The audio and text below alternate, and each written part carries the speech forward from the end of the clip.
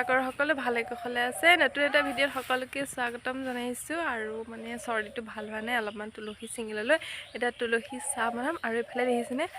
ফুলজোপা ইমান ধুনীয়া লাগিছে নহয় এজোপা মই ক্লাছ 9ত থাকোতে ৰোৱা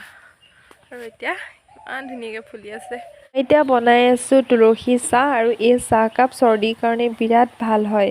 আৰু ইয়াতে অকমান জালুক আদাও দি দিব পাৰি আনফালে ইয়া বনাব লৈছো ঘুগুনি মটৰ ঘুগুনি বতৰটো যেহেতু ঠাণ্ডা খাইও ভাল লাগে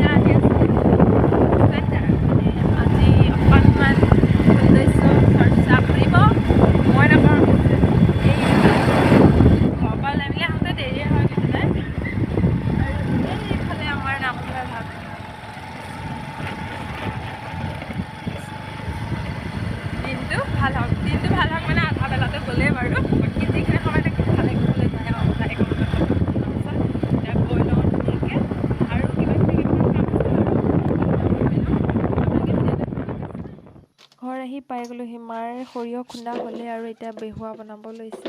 আৰু সকলোৱেতো বনাব জানেই মায়েনো কেনেকৈ বনাই চাওকচোন ভিডিঅ'টো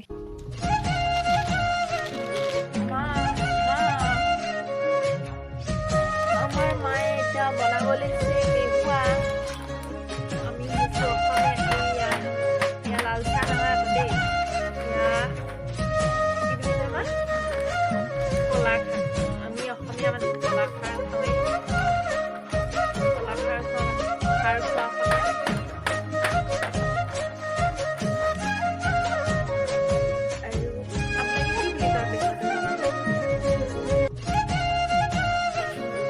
তেনেকৈ বেহুৱা খানি আছে মই ভাবিছোঁ আপোনালোকক অকণমান দেখাই দিওঁ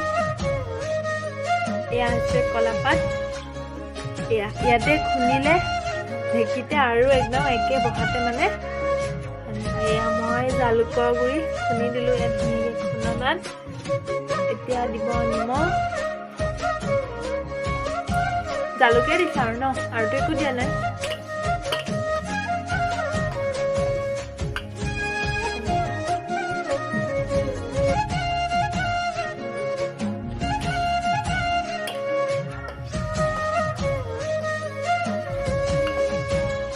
সন্ধিয়াই লাগিলে আজি সৰিয়হ খুন্দে নমা আৰু এইফালে আমাৰ শাকো দেখা দিছোঁ দেই এতিয়া ভিতৰতে মায়ে অকণমান শাক সিঁচি থৈছে দেখিছেনে এতিয়া এনেকৈ ধুনীয়াকৈ কলাপাতত বান্ধি থৈ দিব